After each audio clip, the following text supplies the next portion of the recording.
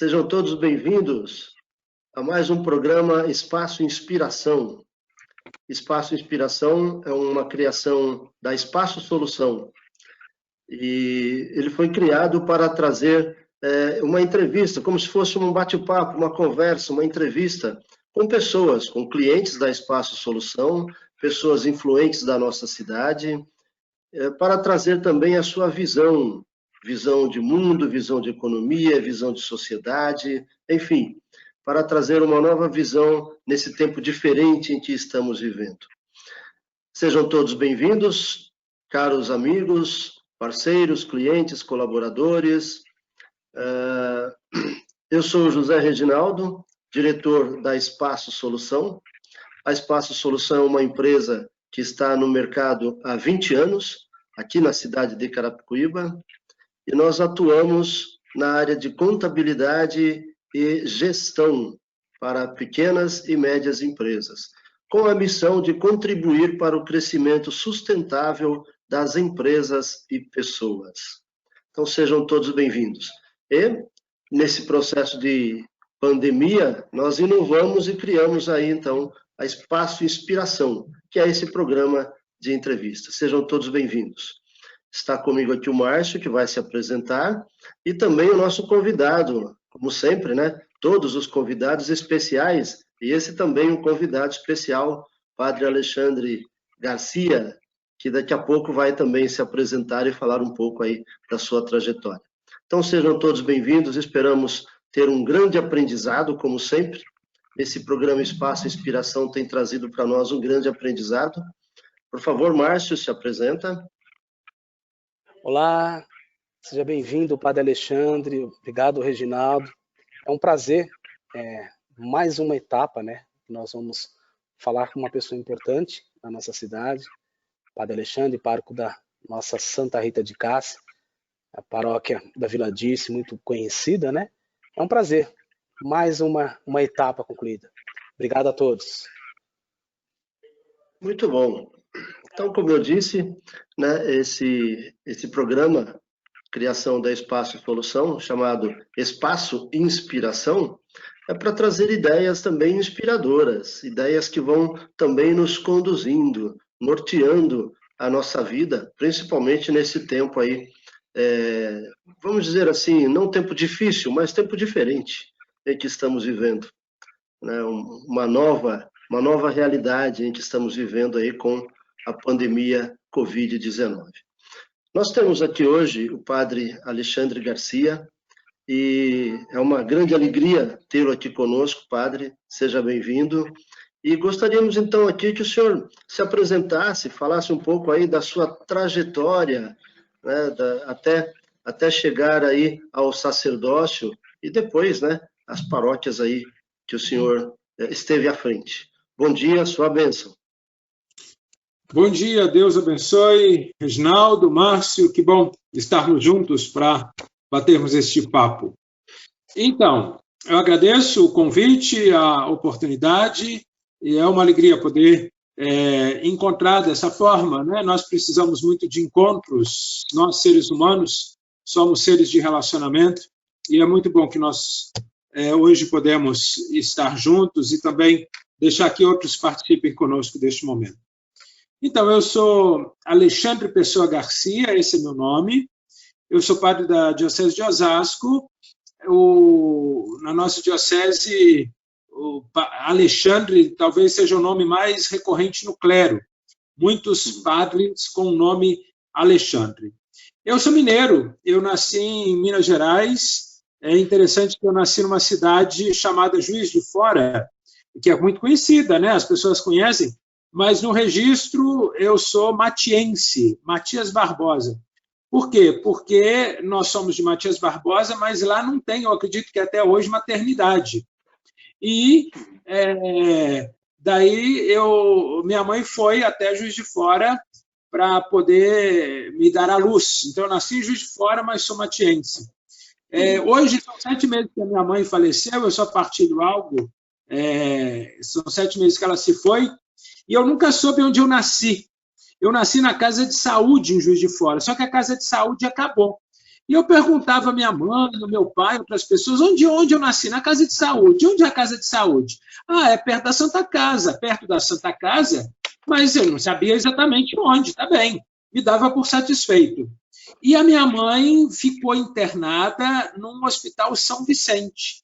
E eu, assim que soube que ela estava internada, procurei sobre o Hospital São Vicente e descobri que lá era a antiga Casa de Saúde. Se tornou outros hospitais e agora tem o nome de Hospital São Vicente.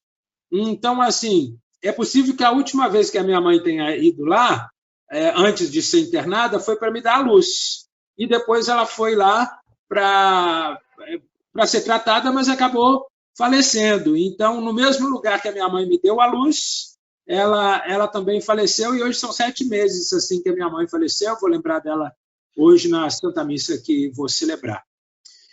E, então, eu sou padre da Diocese de Osasco, passei pelos estudos, parte em Minas, parte em São Paulo, e filosofia, teologia, e fui ordenado sacerdote por Dom Hercílio Turco, que é o segundo bispo de Osasco, né? Nossa diocese já teve até agora 3 bispos, Dom Francisco, Dom Hercílio e o atual bispo, Dom João Bosco. Eu fui, então, pároco na Paróquia Imaculada Conceição, do Jardim Dracena, no quilômetro 15 da Raposo. Ali é São Paulo, região Butantã, né, a zona oeste de São Paulo, mas é Diocese de Osasco. As comunidades todas estão no município de São Paulo e é na Diocese de Osasco. Quando eu estava lá, eu costumava falar que assim, o prefeito é de São Paulo, mas o bispo é de Osasco. Depois de um tempo na Imaculada, eu fiz uma experiência de estudos na Alemanha. Voltando da experiência de estudos, eu fui nomeado pároco na paróquia São José Operário do Jardim da Abril. E lá eu estava até o dia 19, 20 de março, e dia 20 de março eu tomei posse como pároco na Santa Rita. No Jardim da Abril, eu fiquei 6 anos completos. Passaram apenas alguns dias dos 6 anos lá, não chegou a completar um mês, 6 anos e um mês, não, 6 anos e alguns dias. E cheguei aqui na Santa Rita nesse período de transição, dia 20 de março, estava naquele período, sim, ainda de muita efervescência, as perguntas sobre o coronavírus. No outro dia, um juiz lançou uma liminar dizendo que não podia celebrar o culto. Depois, logo alguns dias depois, vieram aquelas leis sobre quarentena do governo do estado e tudo. Então, eu cheguei num tempo de bastante efervescência, de bastante novidade. As novidades não eram tão boas, tão alvissareiras, mas num tempo de muita densidade, não é verdade? E a gente está aí caminhando dentro das possibilidades. O Márcio está bem perto da paróquia, a gente acaba também tendo muito relacionamento. Podemos dizer que já fizemos muitas coisas neste tempo, né, Márcio? Bastante, hein? Muitas coisas, muitas novidades, né, nesse tempo de distanciamento. É um tempo novo e as coisas que acontecem, muitas delas são novas também. O padre, como a gente está falando desse tempo novo, né, e desses... uma paróquia nova, né, apesar da experiência do senhor com outras paróquias, mas fala um pouco para a gente aí dessa experiência de estar numa paróquia tão ativa, tão tradicional, né, aqui em Carapicuíba, na Vila Dirce, uma paróquia também grande, né, e quais os desafios de estar à frente dessa paróquia, e principalmente nesse momento, né, de pandemia, até com o distanciamento dos fiéis, né? Vocês, sacerdotes, que também precisam estar perto dos fiéis. Então, fala um pouco para a gente desse desafio aí de estar à frente, né, da Paróquia Santa Rita e nesse momento. Sim. Então, estar à frente, seja de qualquer coisa, é um desafio. Vocês sabem disso, né? Ter coisas, ou, sobretudo, pessoas, ou se as coisas dizem também respeito às pessoas, sob a sua responsabilidade, vai ser sempre um desafio. porque além de ter que responder pessoalmente, o que já é conduzir a própria vida é desafiante, né? É desafiador. Nós vemos uma época que muitos se perdem no meio do caminho da condução da própria vida. E ter responsabilidade também em relação à vida das outras pessoas é, sim, um desafio. Olha, eu estive na Santa Rita 16 anos atrás. 16 anos atrás eu estava por aqui como seminarista, estudante de teologia. A paróquia tem a mesma padroeira, mas é completamente diferente. Naquela época, o padre Paulo, Monsenhor Paulo Link, era o pároco, e era uma paróquia muito grande, com mais de 20 comunidades. Essa paróquia Santa Rita acaba dando origem às suas comunidades, então formam, não é que divide, multiplicam as paróquias, porque a gente pensar, é a paróquia Cristo Ressuscitado, que em 2004 já era uma área pastoral. Depois vem, talvez eu erro aqui um pouquinho na ordem, mas aí vem a paróquia Nossa Senhora Aparecida, Sagrado Coração, a paróquia Nossa Senhora das Graças, a paróquia Santa Edviges. Então, são paróquias que surgem da Santa Rita. Hoje, a Santa Rita tem 5 comunidades. A comunidade mais antiga é a São Paulo Apóstolo, no Jardim Planalto, né? Em termos de história e de tempo. A Santa Rita e a Santa Brígida, Santa Rita é maior, Santa Brígida logo depois em termos de tamanho, de atividade, certamente. E temos também a São Vicente e a São Pedro. A São Pedro é no Jardim das Pedras, chama ali aquele bairro, né? E a São Vicente está logo ali, abaixo da Santa Rita. Conforme o guia diocesano, o bairro ali chama Jardim Santa Rita, mas talvez as pessoas até considerem também como Vila Dirce. Então, é um desafio. Qualquer paróquia é desafiadora, mas quando a gente faz o que a gente gosta, o que a gente acredita que Deus chamou, etc., a gente tem, além da própria força, tem a graça de Deus e a colaboração das pessoas, né? A igreja somos nós.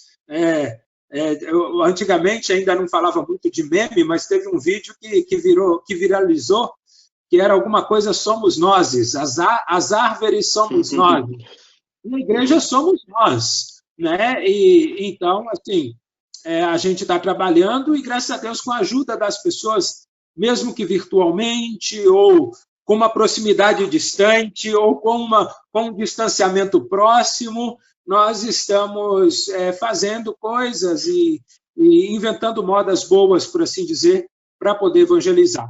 Sempre lembrando que a paróquia não é uma paróquia virtual, as nossas paróquias todas são paróquias reais. A ideia não é substituir a atividade presencial.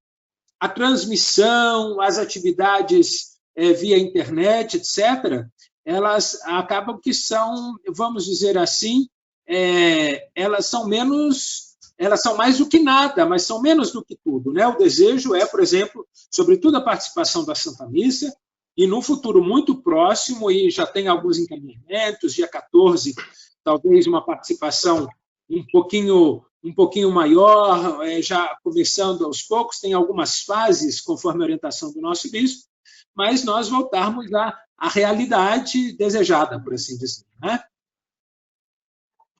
Padre, bacana, o senhor começou a falar alguma coisa nesse sentido, né? A gente percebe até nas próprias lives das missas e nos momentos de devoção também que tanto na Santa Rita quanto nas outras paróquias, outras comunidades, a gente percebe o anseio do povo em estar presente, né? Bem que o senhor falou, que a igreja ela precisa ser presencial, ela necessita, né? Nós necessitamos de ter a presença de Cristo próximo de nós, né? Há alguns encaminhamentos. É possível falar, mais ou menos, falar alguma coisa desses encaminhamentos, de como está sendo tratado, como a diocese tem falado com os padres diocesanos referente a esse tipo de situação, dessa retomada, a desrespeitar as cidades, né? Porque na Diocese de Osasco, a gente sabe que tem várias outras cidades e nelas devem estar também esses procedimentos que a vigilância e todos os órgãos sanitários têm feito. O senhor pode falar alguma coisa referente a isso? Sim, então, sobre orientações da igreja, realçar isso que foi dito, nesse caso a igreja está sobre essas decisões, ela respeita, por assim dizer, as orientações das autoridades. Nem sempre as orientações das autoridades têm sido convergentes, né? Se nós formos pensar em termos de municípios, nem sempre é possível a gente acompanhar, mas em termos de Estado de São Paulo, outros estados, e também a orientação federal, nem sempre as orientações são muito convergentes. Tem ideias, sínteses e interesses, matizes muito diferenciados. Mas na igreja, eu acredito que no início de junho, o bispo que é responsável pela dimensão litúrgica na igreja no Brasil, da CNBB, a comissão de liturgia, talvez assim chame, Dom Edmar Peron, assina uma orientação sobre o culto, como deve se proceder, distanciamento, para quando voltar. Ali ele não preconiza uma data de volta, mas ele fala sobre formas do sacerdote se portar, comportamento com os fiéis, menos contato, essas coisas assim. É uma brevidade maior da Santa Missa, a forma de comunhão, tudo isso. Então, orientações práticas para quando voltar. Na nossa diocese, o nosso bispo tem feito os encaminhamentos assim, no dia 14 constitui um marco, que esse início de julho até o dia 14, as paróquias vão procurar se preparar para poderem começar as atividades. Então, tipo, uma orientação clara, a tendência é mais um banner, um cartaz grande falando de distanciamento, forma de sentar, etc. A possibilidade muito clara e com uma facilidade maior de purificação das mãos, com álcool gel, etc. Conforme as comunidades, vai ter aquilo que eles estão chamando agora de totem, né? Com acionamento pelos pés e tudo. E também verificar a temperatura das pessoas, tem tudo isso.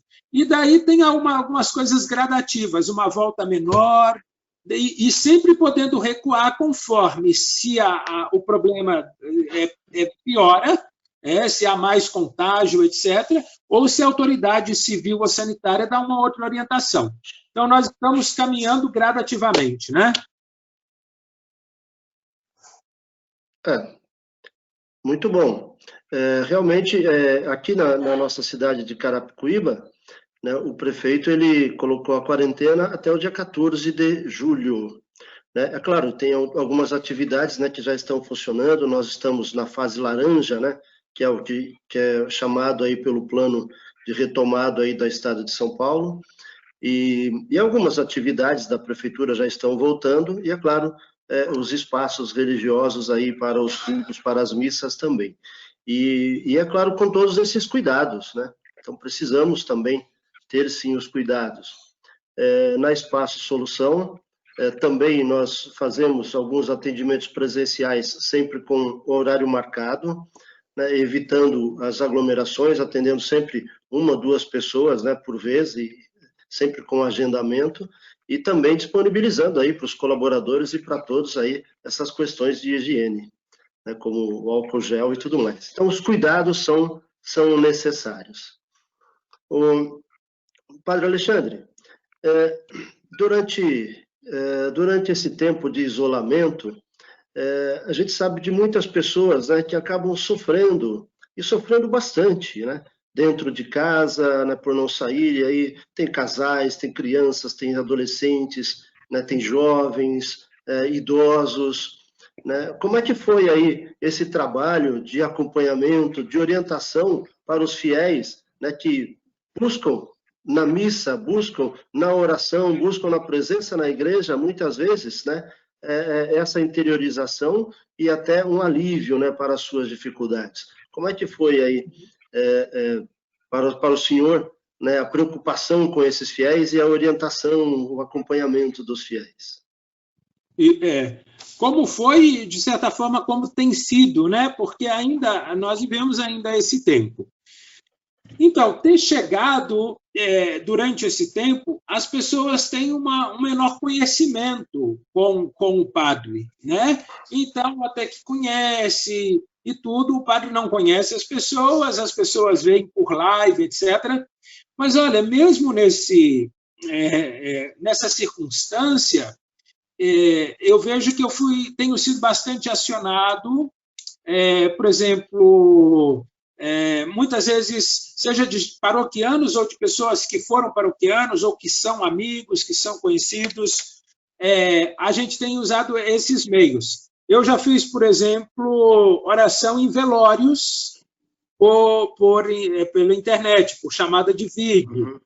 As pessoas ficam, de alguma maneira, agradecidas ou mais confortáveis, num desconforto tão grande, em velórios sumários, assim, praticamente sem se velar, etc. Então, ter essa possibilidade. Reuniões também, o Márcio já participamos, né, Márcio, de algumas reuniões também online. Confissão, isso não é possível, sacramento, o entendimento da igreja é que não seja possível. Eu, algumas vezes, aceito algumas confissões no pátio da Igreja de Santa Rita, ali o que nós chamamos de estacionamento, ali, né?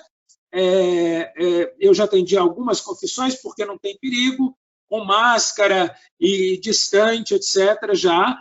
É claro que o número muito reduzido, se fosse épocas normais. Orações também, com muitas pessoas pedem oração, intenções na missa pedidas pelo WhatsApp, pelo Facebook, e conversas também. Eu já tive experiências, por exemplo, de mulheres grávidas que pediram uma oração, que queriam desabafar nesse tempo de dificuldade. Eu digo mulheres porque foram pelo menos duas no início de gravidez, uma no final da gravidez, famílias. Então, tive muitas possibilidades de poder estar com as pessoas também por esse meio, né? Padre, eu sou paroquiano, então é fácil eu falar um pouco, né? Mas, assim, eu gostaria que o senhor pudesse expor para as pessoas todo o trabalho que, nesse princípio, né? Que engraçado, mesmo distante, mas muitos trabalhos já foi realizado ali na Paróquia Santa Rita de Cássia, né? Nós tivemos uma Semana Santa, nós tivemos Páscoa, enfim, nós tivemos muitas atividades que foi realizada de forma online. Além dessa questão de forma remota que nós fizemos, também aconteceu algumas atividades presenciais, sobretudo com o pessoal de rua, né? Sobre os irmãos que estão à margem da sociedade. E a Santa Rita ela tem feito um trabalho bacana, né? O senhor conta com uma equipe bacana, na qual trabalha arduamente para atender essas pessoas. Eu gostaria que o senhor falasse um pouco mais e falasse também, sobretudo, desse trabalho que o senhor já desenvolveu também fora da Paróquia Santa Rita, o trabalho que o senhor já tem feito na nossa diocese. Então, sobre a Santa Rita, nós agora talvez comece a ser um pouquinho de dificuldade quando muitas pessoas voltam a trabalhar, mas logo ali, eu acredito que foi no dia 16 de abril, na quinta-feira da oitava da Páscoa, nós começamos a servir refeições, marmiteques, como nós falamos, né? E ali era uma questão assim, eu vi no mercado desativado, ali na Inocêncio Seráfico, bem perto da Santa Rita, esse mercado foi transferido para um pouco mais ali para frente, pessoas deitadas ali. Não estava tão frio, não estava quente, mas pessoas deitadas. Restaurantes fechados. E aí eu partilhei essa preocupação com algumas pessoas e nós nos propusemos a fazer essas refeições num primeiro momento sem muita doação, porque nós começamos, assim, foi entre decisão e começo, foi um tempo bem curto, e graças a Deus a preocupação foi uma refeição, como eles dizem, proteica, porque aquele pessoal na rua, sem uma refeição proteica, poderia ficar muito vulnerável. Qualquer gripezinha, o termo ficou famoso, qualquer gripe, qualquer resfriado poderia levar as pessoas para o hospital. E naquela época ainda estava tudo muito nebuloso, como é que é? Até hoje está muito nebulosa a questão do vírus. Mas as pessoas ficarem fragilizadas não era bom. São pessoas que têm esse pessoal muitas vezes adquire uma força de corpo muito grande, porque estão expostos, etc.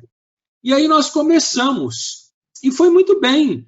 No dia 8 de junho nós tivemos uma live com todos da diocese, com todos não, na verdade não é assim, com representantes, porque muita coisa é feita e a gente nem sabe, mas esse pessoal que foram os bons pastores, que viram, que se aproximaram, tiveram compaixão e cuidaram das pessoas, né? E hoje na Santa Rita já começa a ter um desfalque de mão de obra, porque alguns jovens os jovens ajudaram muito na distribuição, também alguns no preparo, mas começam a estudar, e, sobretudo, senhoras que estavam lá fazendo, algumas começam a trabalhar. Então, nós notamos certa dificuldade, mas eu acho que em mais de 3 meses, com mais de 2.600 refeições, foi algo assim que nós precisamos agradecer a Deus e às pessoas, porque as pessoas, no início a gente começou com as próprias possibilidades, mas depois as pessoas ajudaram muito, mandavam coisas, até o próprio recipiente, marmitex de isopor, teve doação, de mistura, etc. E hoje esse trabalho encontra meio dificultoso pelo trabalho das pessoas que voltaram a trabalhar, porque foi meio de repente, o comércio já começa a funcionar, etc. Mas nós precisamos avaliar, enquanto paróquia, o que nós faremos. Mas eu sou muito grato a Deus por essa possibilidade.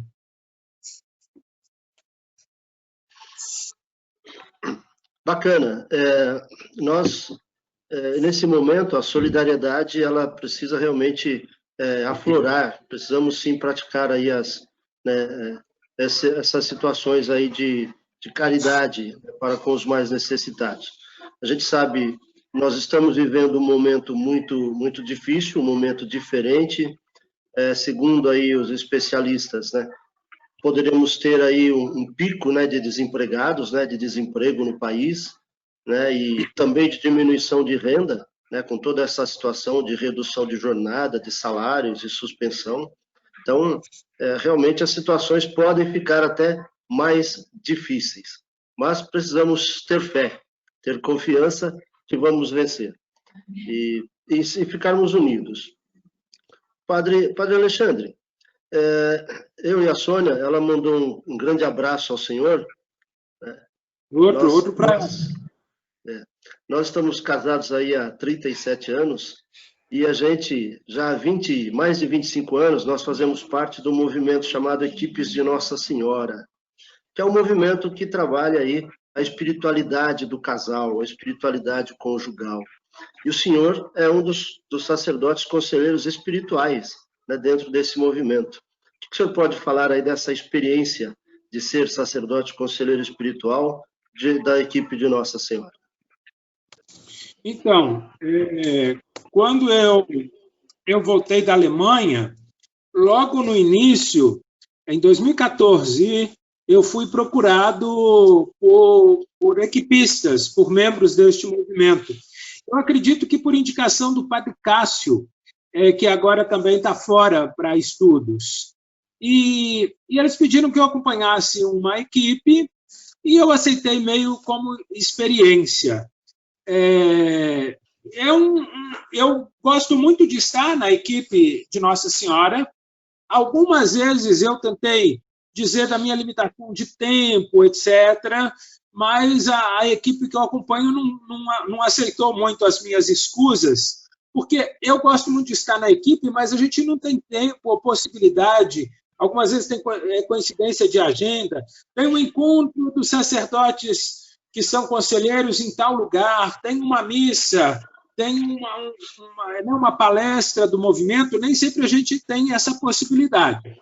Mas eu procuro ser fiel na equipe, na participação. É uma possibilidade boa de encontro. A ideia, parece, do padre Cafarel era esse suporte mútuo desses dois sacramentos de serviço, que é o sacramento do matrimônio e o sacramento da ordem. Então, nós rezamos, nós partilhamos, em geral, ou começa ou termina com uma refeição, conforme o horário, jantar, almoço, café da manhã, enfim. Então, é uma possibilidade boa. Nesse tempo de pandemia, como nós dizemos, nós tivemos alguns momentos de reunião, assim como nós estamos tendo, inclusive quarta-feira. Quarta-feira eu tive uma reunião muito pequena na Igreja Santa Brígida para preparar a novena de Santa Brígida e a festa de Santa Brígida. E eu me esqueci completamente da reunião. Ao chegar em casa, eles me esperaram um pouco, e aí eu vi lá no meu celular que estava a chamada, etc. Eu ainda participei da reunião quando cheguei. Cheguei de uma reunião da Santa Brígida e participei de outra reunião online, aí até mais de 10 horas da noite estávamos lá reunidos. É uma possibilidade, assim, esse encontro dos sacramentos, do serviço, como eu disse, matrimônio e ordem, é algo interessante, né? Nós até tivemos juntos, outra conversa que nós tivemos, você lembrou disso, né? Eu peguei o retiro lá para... Qual o setor, Reginaldo? O setor D, na região São Paulo, capital 1, né, que engloba aqui a capital de São Paulo e os bairros aqui, né, as outras cidades aqui da região metropolitana. E o nosso setor é o setor D, que envolve aí Osasco, Carapicuíba, né, Jandira. Nosso é o setor D. Aí foi o retiro, qual o senhor foi pregador, né, nosso retiro do setor D, né, no ano passado. Né, e a gente tem muitas boas lembranças dessa pregação que o senhor fez nesse retiro para a gente.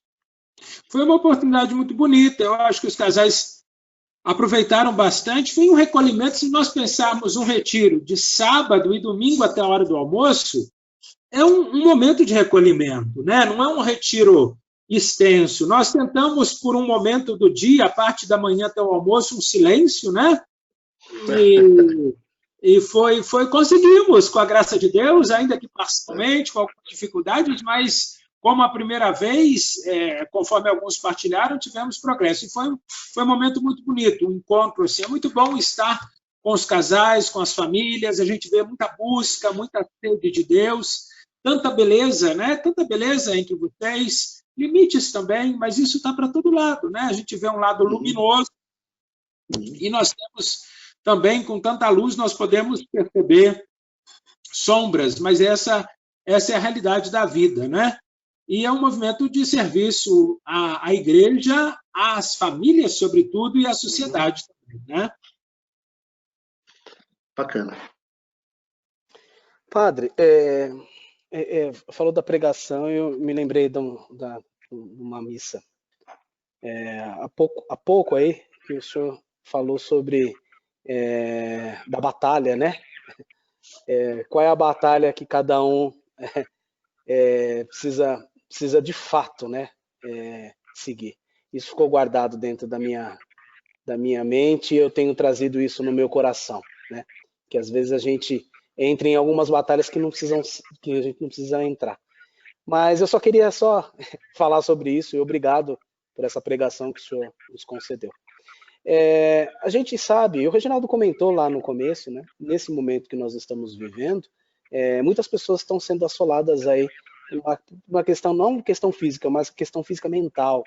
Ainda ontem nós conversamos com uma psicóloga e com uma neuropsicóloga, né? E elas estavam falando, elas cuidam de crianças, né? Elas trabalham com crianças. Mas a gente percebe que as pessoas, sobretudo os mais idosos por si só, eles já têm a questão de ficarem um pouco mais excluídos ali e terem essa questão. Eu tenho meu pai, que ele convalesce já há 1 ano na cama. Graças a Deus, eu até estava comentando esses dias com um colega do trabalho, meu pai tem uma cabeça boa, sabe? Por mais que ele tá lá nessas condições, eu sempre vou conversar com ele, ao invés de eu dar força para ele, sempre vem no dar força. E eu acredito que isso também deve assolar muitos padres, né? Porque os padres também, além de carregar o fardo de ouvir muitas outras pessoas, nem sempre ele tem alguém para conversar. Como é feito isso? Como o padre trata essas questões, né? Essas questões psíquicas? Gostaria de saber como o senhor faz e alguns relatos que o senhor puder dar também, como é feito, como é tratado isso. Então, assim, eu não vou falar pelos padres, naturalmente, eu vou falar por mim, que sou padre. Olha, outra oportunidade que nós tivemos de conversar, nós três, eu disse e eu volto a dizer, olha, pessoalmente, eu estou muito bem, graças a Deus. Eu tenho celebrado a missa a cada dia, isso me dá uma alegria muito grande, isso assim, suporte, proteção, chão, e é uma alegria muito grande poder celebrar a Santa Missa, é uma gratidão.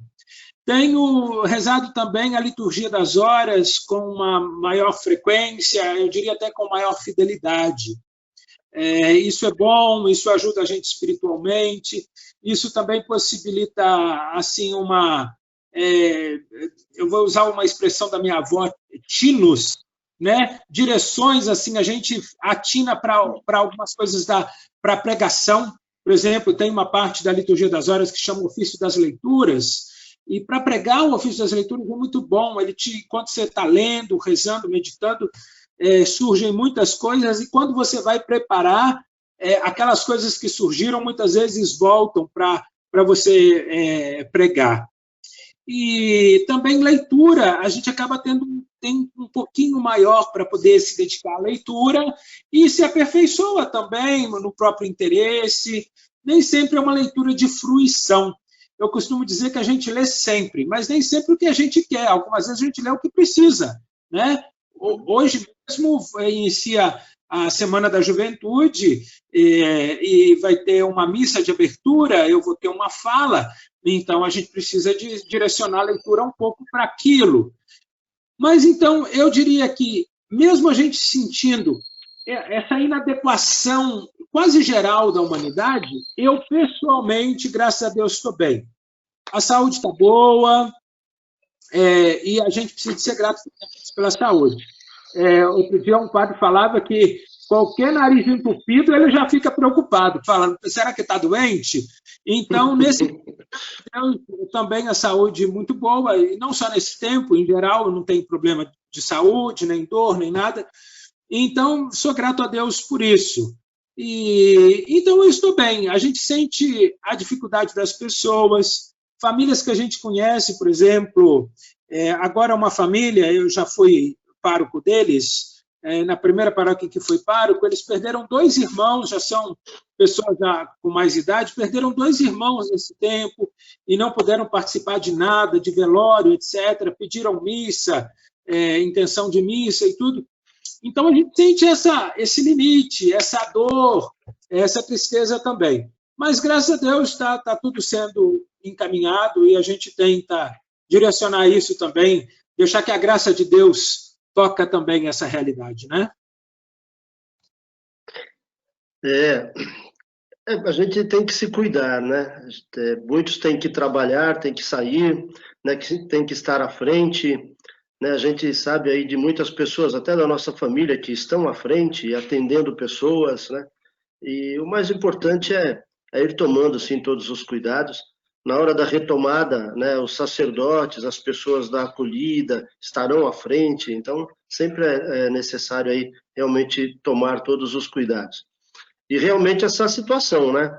Hoje, de repente, quando a gente amanhece com dor de garganta, já fica meio preocupado, né? Então, é preciso também tomar cuidado para não entrar nesse surto, né, nessa paranoia. Né, É verdade. dessa paranoia aí de qualquer coisa, nossa, e agora, né? Vou testar, vou fazer isso, fazer aquilo. Não, calma, né? Calma, senão vai ficar doente mentalmente, né? Não do corpo, mas mentalmente, como o Márcio colocou aí. A gente sabe que o nosso povo brasileiro, né, a tradição, né, de muita religiosidade, né? É um povo que, às vezes, né, não sei se é possível comparar religiosidade com espiritualidade, ou se um completa o outro. Como é que o senhor pode também, até como uma catequese, nos orientar sobre isso? Entre religiosidade, que às vezes, né, simplesmente ter a imagem de Nossa Senhora Aparecida em casa já basta. Então, o que isso ajuda na espiritualidade ou não? Como é que a gente pode pensar isso? Mas como uma catequese mesmo para nós. Sim. Então, eu recordo mais uma vez ao último encontro que nós tivemos. Talvez o pessoal pode ficar sabendo o que aconteceu, né? Nós tivemos uma conversa bonita, longa, e alguma coisa técnica falhou, de modo que nós só tivemos o áudio e não tivemos o vídeo. Então, olha, você que vai nos ver e nos escutar, saiba que nós já tivemos essa reunião, e eu acredito que, ao final, a primeira acabou sendo vai acabar, talvez, sendo até mais extensa e tudo, foi muito intensa também. E nós falamos sobre isso. É verdade que alguns distinguem espiritualidade e religiosidade. Aquele dia eu acionei, eu fui pego meio de surpresa, não imaginava essa questão, e também nem procurei mais sobre isso, não.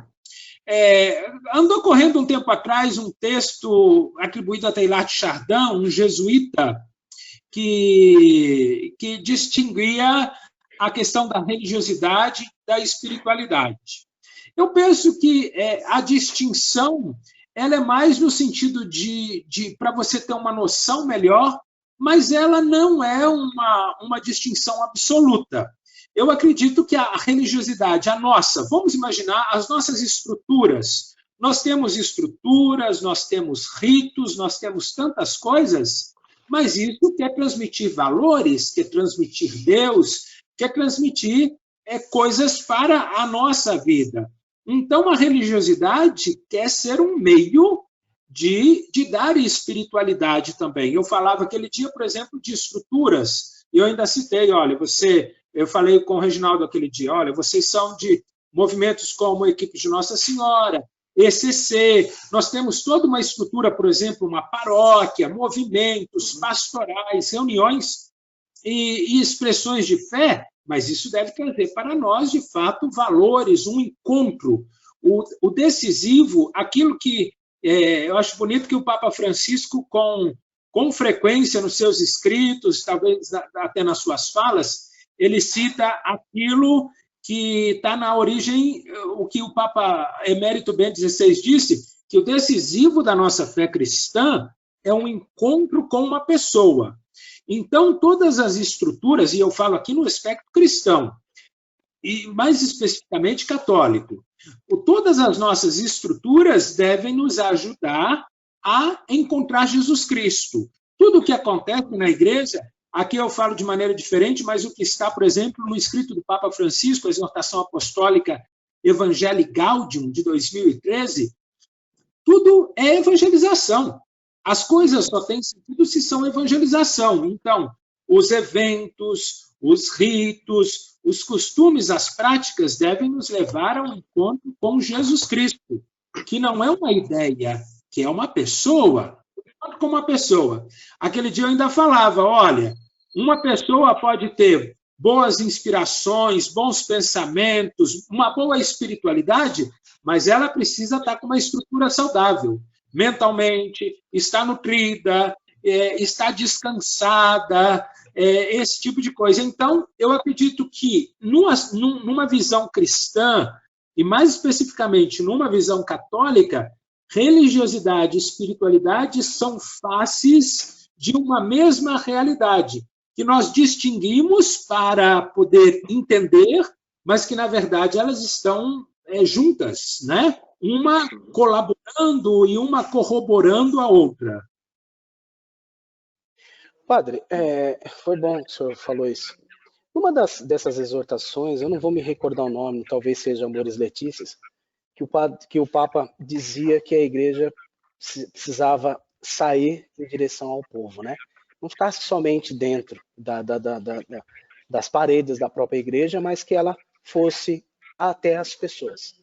Eu tenho percebido, e eu digo isso porque eu ouvi de algumas pessoas, muitas pessoas não participavam das Santas Missas, e por conta da situação que nós estamos vivendo hoje, e a acessibilidade das missas hoje online, muitas pessoas estão sendo tocadas, até porque a gente sabe que as pessoas têm medo. O medo iminente de morrer hoje, ele é algo que assola muitas pessoas, né? E o que o senhor pode dizer com relação a isso? Não que a igreja ela tem que se tornar um veículo de comunicação remota, não é isso. O senhor falou muito bem disso, não é um veículo de comunicação remota. Mas do que a gente entende que as coisas tomaram um rumo negativo, em algum momento ela se encaixa e ela está trazendo algo diferente para as pessoas que não participavam. Não sei se o senhor tem relatos dessa forma que eu falei, mas eu percebo que isso tem acontecido. Então, Igreja em Saída, esse documento que eu falei, é Evangelii Gaudium, que é o primeiro documento do Papa Francisco. Antes teve a Lumen Fidei, que o Papa Francisco como que completou aquilo que o Papa Bento já tinha começado. E ele deixa claro isso.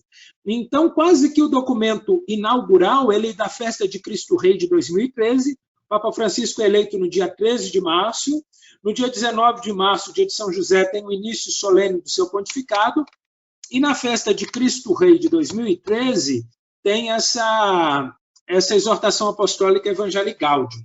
Lá o Papa fala como que um plano para o seu pontificado, uma nova fase. E ele fala da Igreja em Saída, ficou muito famoso, eu não sei se isso está explicitamente no texto, mas aquilo que o Papa falou, que ele prefere uma igreja enlameada, talvez suja porque saiu, porque empoeirada, etc., do que uma igreja doente que ficou. Se nós formos pensar, biblicamente falando, de maneira muito simples aqui, sem desejo de profundidade, dois verbos são importantes. As diretrizes da evangelização, as últimas agora da Igreja do Brasil, lembra disso também, lembra isso. As diretrizes lembram isso. O verbo vir e o verbo ir. Nós precisamos de ter uma experiência com o Senhor. Senão, o que a gente vai anunciar? Discípulo e missionário. Discípulo vem. Lembra o evangelho agora de domingo. Vinde a mim, vós todos que estáis cansados, e eu vos darei descanso. Então, nós precisamos de ter essa dinâmica de vir, de estar com o Senhor e de ir. A nossa igreja precisa de estar em saída, precisa de ser uma igreja acolhedora, precisa de ser uma igreja à espera, precisa de ser uma igreja em saída. E sem contradição. Porque daí a gente poderia pensar, peraí, tem que esperar, tem que ficar ou tem que ir? Tem que esperar, tem que ficar e tem que ir. Imagina se o filho pródigo, quando ele quis voltar, o pai não estivesse lá. Não é verdade? O pai estava lá esperando. Ao mesmo tempo, o nosso Senhor fala que nós devemos ir ao encontro. No caminho da vida, há muitas pessoas que se perguntam pelo sentido da vida, e não só no caminho da vida fora da igreja. Há muitas pessoas fragilizadas dentro da igreja, nas congregações religiosas, nos movimentos, no clero. Nós podemos pensar de um tempo de muita aridez espiritual. E nós precisamos de ter essa experiência de que essa aridez seja irrigada, seja, então, modificada pelo Espírito de Deus. E essa experiência, uma alegria, quando ela é partilhada, ela se torna maior. Mistério da vida, né? Quando a partilha conforme for, pode tornar algo menor ou maior. Uma tristeza partilhada, ela se torna uma tristeza mais tragável. quando eu tenho pessoas que compartilham da minha tristeza, da minha dificuldade, parece que aquilo fica menos agudo, menos pungente. E ao passo que uma alegria partilhada, ela se torna maior. Então, o Evangelho é uma alegria que também deve ir ao encontro das dificuldades, das fragilidades, dos dramas da pessoa humana. Isso nós precisamos, então, essa dinâmica de a igreja em saída, a igreja em espera. Algumas vezes a gente precisa de abrir a porta, algumas vezes para entrar, algumas vezes para sair. Essa é a dinâmica da vida, essa é a dinâmica também da evangelização. Nosso Senhor chamou para estar com Ele e nosso Senhor enviou para que fosse em nome dEle. Isso vai ser válido até a consumação dos séculos.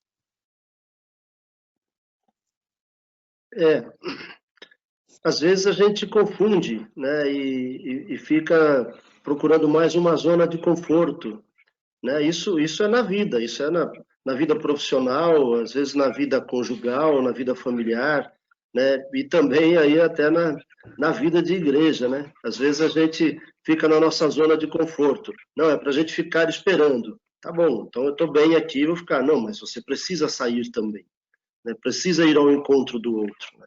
Então é muito importante essa explanação aí que o Senhor deu até para mostrar para a gente mesmo, né? Então não é um ou outro, né? Mas é junto, né? São os verbos que estão juntos. Não é eu escolher ficar ou sair, não, tenho que fazer os dois, né? Então isso é importante. E há tarefas que são maiores, há tarefas que são maiores do que um indivíduo. Então, numa comunidade, talvez há pessoas que tendem mais a ficar, e nós precisamos de acolhê-las e, no melhor sentido da palavra, aproveitar esse dom dela. Outras têm um carisma maior para sair, e nós precisamos de acolher. Isso faz parte da catolicidade também da igreja. Católico significa concernente ao todo. Então, assim, é verdade que nós temos que ficar, é verdade que nós precisamos sair, e há pessoas que de fato, vão experimentar isso e têm dons para isso, né? Alguns mais, um aspecto mais forte para sair, outros para ficar, e nós precisamos de ver a igreja como um corpo, e a evangelização também como uma atividade de corpo, né? Do corpo de Cristo, que é a igreja. Muito bom. Realmente, né, a nossa conversa é intensa, é densa, né, é muito interessante, e a gente já está quase chegando já a passar 1 hora já de bate-papo. Que maravilha, né? Que conversa boa, né? Que conversa bacana. Mas, o Padre Alexandre, a gente ouve muito por aí, né, que o pessoal diz que essa situação do Covid-19, desse novo vírus, ele veio para ficar, né? E isso, então, traz aí para a vida de todos, né, de famílias, de empresas, né, de empresários, né, enfim, para a vida de todos nós, uma situação que o pessoal coloca muito assim como um novo normal, né? Então, que mensagem o senhor pode deixar aí para todos nós sobre essa situação assim desse novo normal, dessa vida pós-pandemia? Eu não sei nem se vai ser pós-pandemia, porque se o vírus veio para ficar, né? Então, como é que vai ser isso, né? Então, que mensagem o senhor pode deixar aí para todos?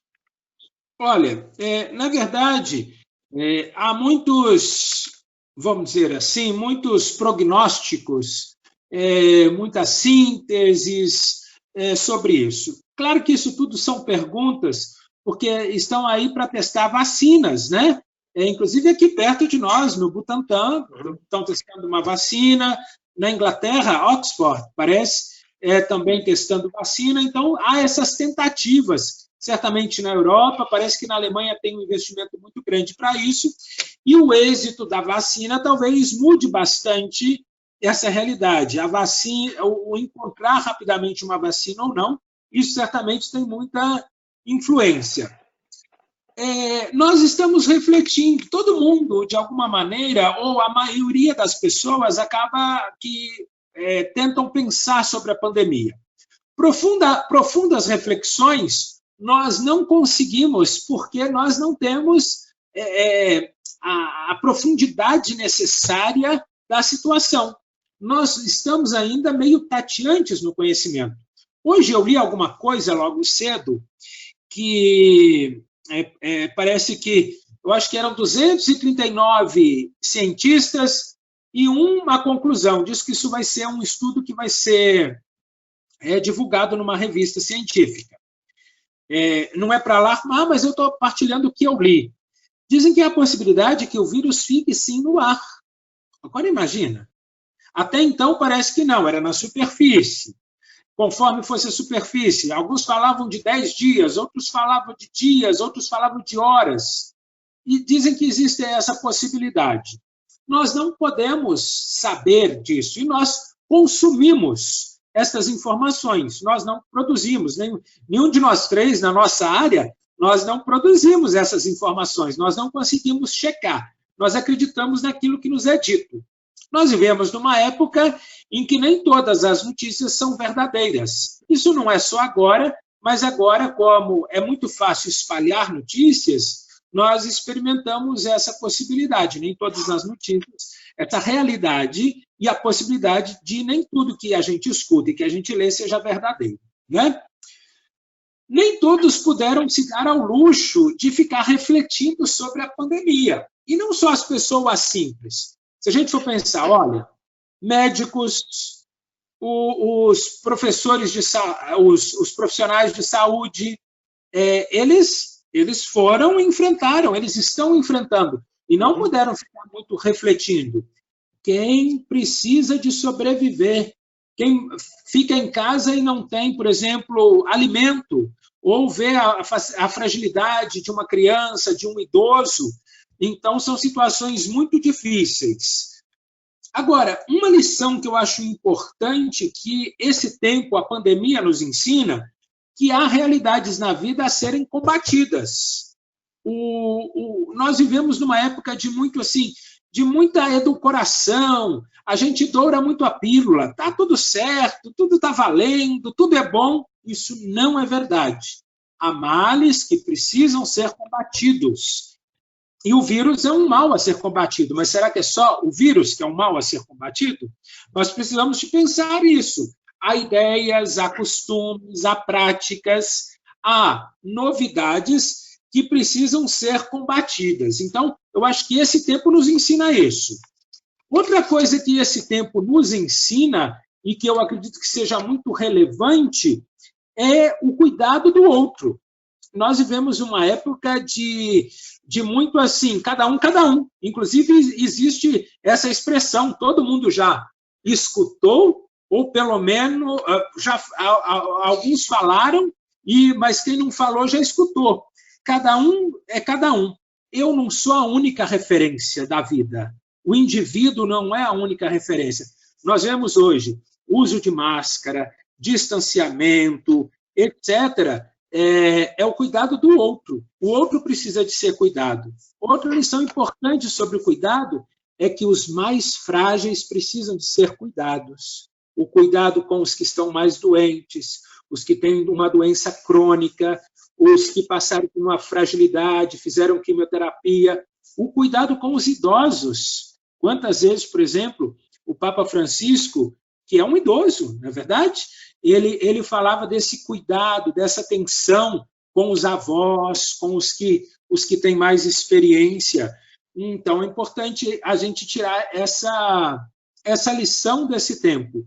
O meu bem-estar não é a única referência, a minha fruição, o meu prazer, o meu aproveitar a vida. Precisamos aprender isso.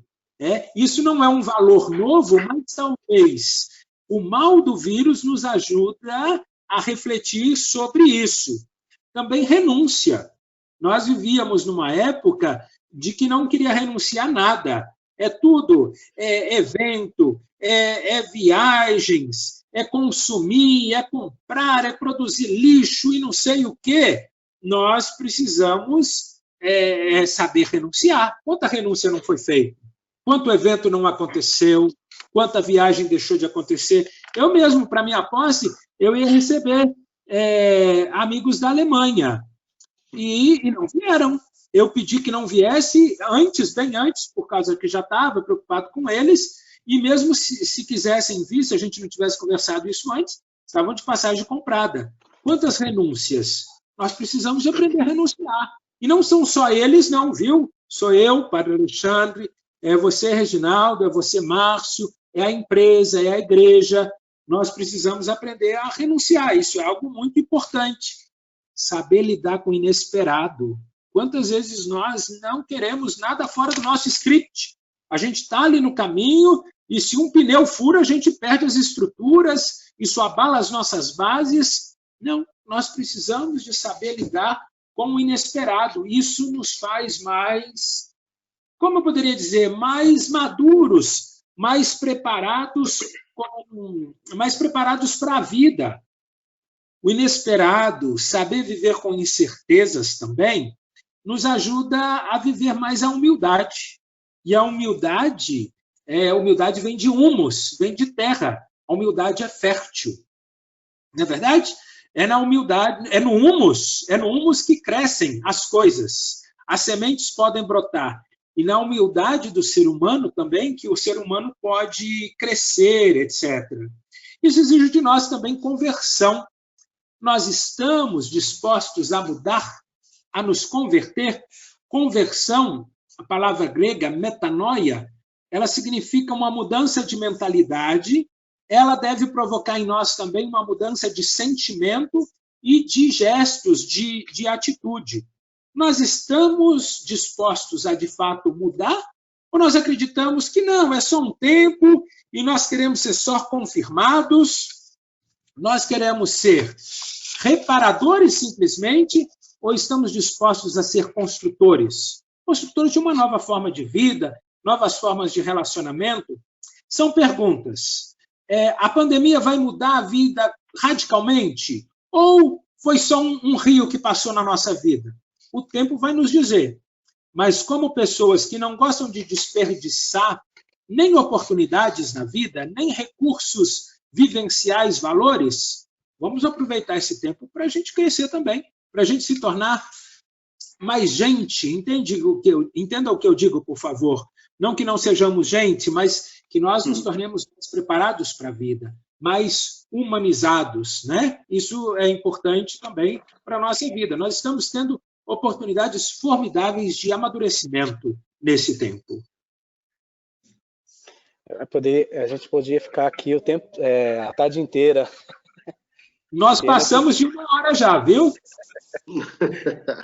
Eu gostaria de deixar minhas considerações finais aqui. Eu comentei, né? Eu pulei um pouco algumas etapas, Reginaldo. Eu comentei com alguns dos paroquianos que a gente ia ter esse papo com o Padre Alexandre, e eu estou recebendo aqui mensagens aqui. Me manda um abraço, né? O Anderson mandando um abraço para o senhor. Outro para o Anderson. Muitas pessoas. Nós estamos fazendo delivery. O Anderson, você participou também, né, Márcio? Entregando na quermesse.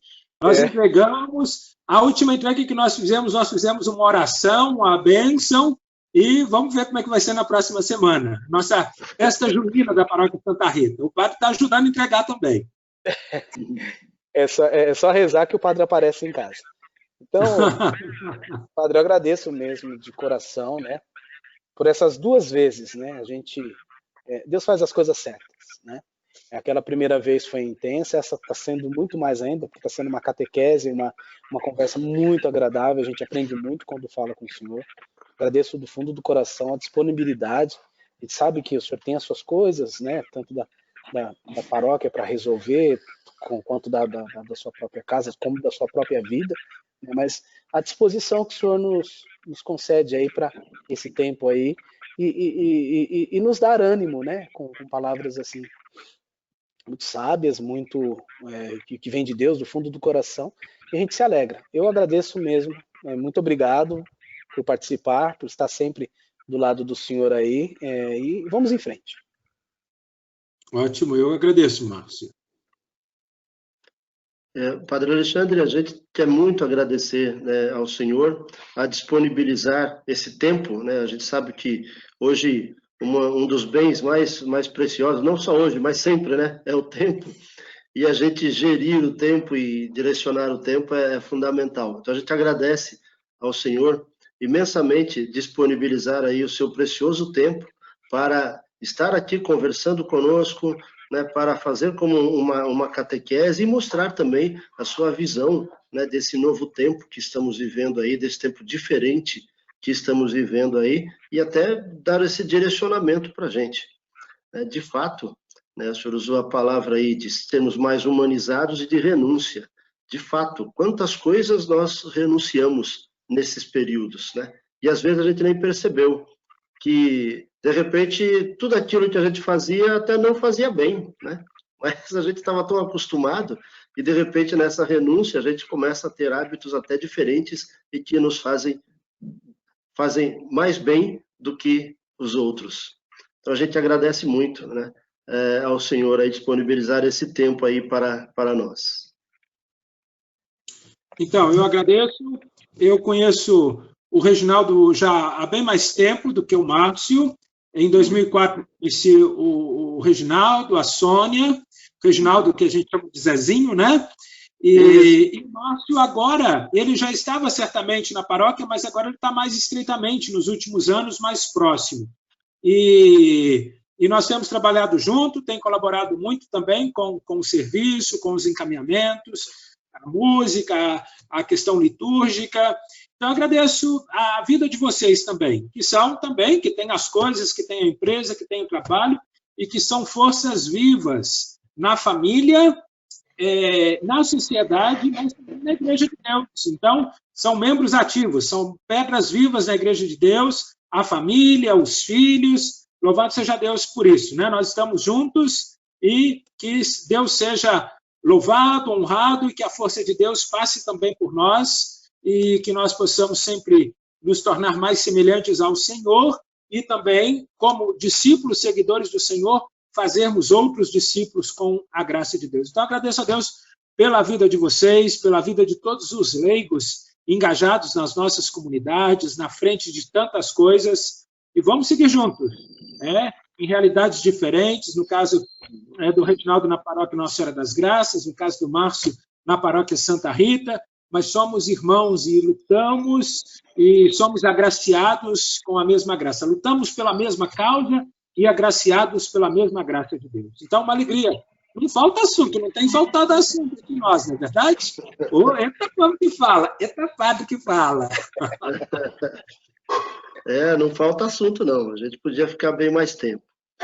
Padre, então a gente gostaria aí de pedir, né, ao senhor que nos concedesse a bênção, né, para todos nós que estamos aí assistindo a essa entrevista. Na verdade, não é uma entrevista, né, a essa conversa, a esse bate-papo, né, que nós temos, né, sempre aqui com esse que a gente chama aí de programa Espaço Inspiração. Então, gostaria que o senhor, né, desse uma bênção para todos nós aí que estamos participando, que estamos assistindo a esse momento. Então, vamos fazer uma oração, vamos rezar conforme Jesus nos ensinou. A oração que Jesus nos ensinou, Pai Nosso, ele é um resumo de todo o Evangelho, é um Evangelho condensado, é um presente embrulhado que nós precisamos de desembrulhar ao longo da nossa vida. E pedir também que a Virgem Maria interceda por nós. Pai nosso, que estais nos céus, santificado seja o vosso nome, venha a nós o vosso reino, seja feita a vossa vontade, assim na terra como no céu. O pão nosso de cada dia nos dai hoje, perdoai-nos as nossas ofensas, assim como nós perdoamos a quem nos tem ofendido. E não nos deixeis cair em tentação, mas livrai-nos do mal.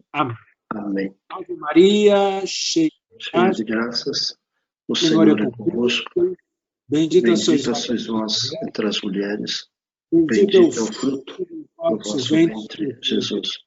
Santa Maria, Mãe de Deus, rogai por nós, pecadores, agora e na hora agora de e na hora de nossa morte. morte. Amém. Amém. Então vamos pedir a bênção de Deus. Nós estamos aqui agora nesse momento. Eu peço a bênção de Deus para vocês dois, o Márcio, o Reginaldo, e que essa bênção se estenda também a todos aqueles que depois vão nos assistir, que seja um momento de edificação. Desejo que vocês fiquem bem também. Aqueles que participem conosco, descubram forças, cuidem-se e cuidem das pessoas. Tenha uma visão agradecida. Até aqui o Senhor tem nos dado muita força. O Senhor te capacitou a viver nesse tempo. E Ele vai nos dar força também. Aproveite as suas forças, as forças de Deus, as forças das pessoas e dê força aos fragilizados. Há fragilizados na saúde corporal, fragilizados pelo tempo e alguns fragilizados também espiritualmente. Que nós possamos dar força para estes frágeis. Que a bênção de Deus nos fortaleça, nos capacite e nos torne também mais solidários, mais capazes de partilhar. O Senhor esteja convosco. Ele está no meio de nós. Abençoe-vos, Deus Todo-Poderoso, Pai e Filho e Espírito Santo. Amém. Amém. Louvado seja nosso Senhor Jesus Cristo. Para Para sempre seja louvado. Que Deus abençoe a sua vida, que Deus abençoe Amém. sua vocação, que Nossa Senhora sempre te acompanhe na sua vocação. Amém. Muito Muito obrigado. Obrigado. Tchau, gente. Que alegria. Tchau, tchau. Alegria imensa.